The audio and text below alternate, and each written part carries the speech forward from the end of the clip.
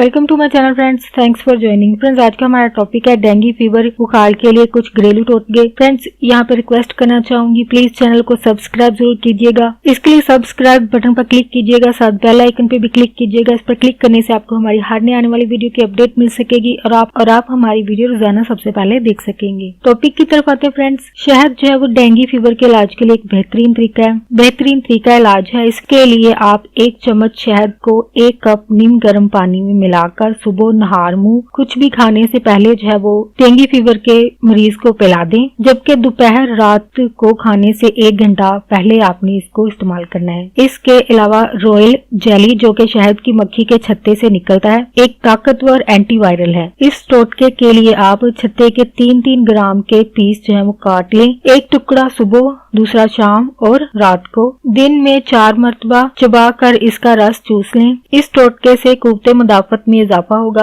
जिससे dengue virus जो है वो ज्यादा नुकसान नहीं पहुंचा सकेगा। इसके अलावा पपीते के पत्ते, इस टोटके के लिए आप 2 ताजा पत्ते ले सकते हैं या फिर इनका रस निकालकर सुबह शाम पीने से प्लेटलेट्स जो है वो आपके हैरान कुन तौर पर में इजाफा होगा और ये कुछ ही घंटों में मुमकिन है। और फ्रेंड्स, आज का टॉपिक आपके लिए इन्फॉर्मेटिव और इंटरेस्टिंग रहा। मजीद अवेयरनेस और आगाही के लिए आगे फ्रेंड्स एंड फैमिली के साथ वीडियो को शेयर जरूर कीजिएगा, वीडियो को लाइक जरूर कीजिएगा, प्लीज कमेंट जरूर कीजिएगा। अगर आप डेंगू फीवर के हवाले से कोई टोटका जानते हैं तो प्लीज हमारे साथ उसको लिखकर जरूर शेयर कीजिएगा। और इसके अलावा अगर आपको किसी टॉपिक के हवाले से कोई इन्फॉर्मेशन चाहिए तो प्लीज कमेंट में जरूर लिखिएगा, ताकि आपके लिए वो वीडियो बनाई जा सके। आपका वीडियो देखने के लिए बहुत शुक्रिया।